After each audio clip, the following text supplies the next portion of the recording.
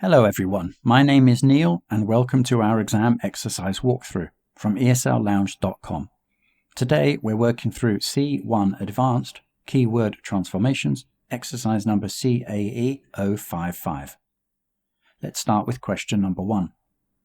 The original sentence is, "It was very windy, but we really enjoyed the picnic."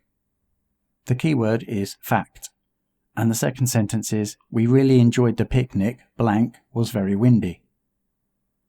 The correct answer is, "We really enjoyed the picnic despite the fact that it was very windy." The phrase "despite the fact that it" is used to introduce a contrast between two ideas. It means that although it was windy, it did not affect their enjoyment of the picnic. Another example, despite the fact that it was raining, they went for a walk. Another possible answer for this question is, "We really enjoyed the picnic in spite of the fact it was very windy." Moving on to question 2. The original sentence is, "I couldn't believe it when Jackie came back to work." The keyword is aback. And the second sentence is, "I blank the speed of Jackie's return to work." The correct answer is, "I was taken aback by the speed of Jackie's return to work." The phrase "was taken aback by" means to be surprised or shocked by something. It indicates that the speed of Jackie's return was unexpected. Another example, "I was taken aback by the sudden change in plans." Next up, question 3. The original sentence is, "It's very probable that this dog will win the competition." The keyword is highly. And the second sentence is, "It's blank will win the competition." The correct answer is, "It's highly likely that this dog will win the competition." The phrase highly likely expresses a strong probability or likelihood of something happening. It means there is good chance that this dog will win the competition. Another example, "It's highly likely that it will rain tomorrow." Moving on to question 4. The original sentence is, "Mary didn't seem to be at all scared when she drove the motorbike." The keyword is disregard. And the second sentence is, "Mary showed blank own safety when she drove the motorbike." The correct answer is, "Mary showed a disregard for her own safety when she drove the motorbike." The phrase "show a disregard for" indicates a lack of concern or consideration for something.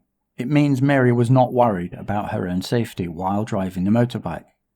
Another example, "He showed a disregard for the rules by parking illegally."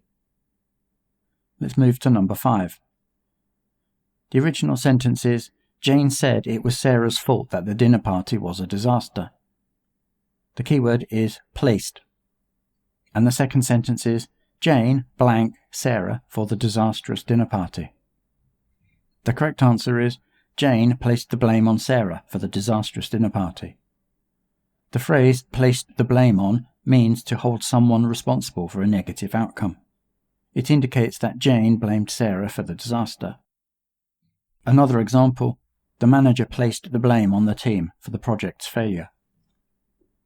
Next, question number 6.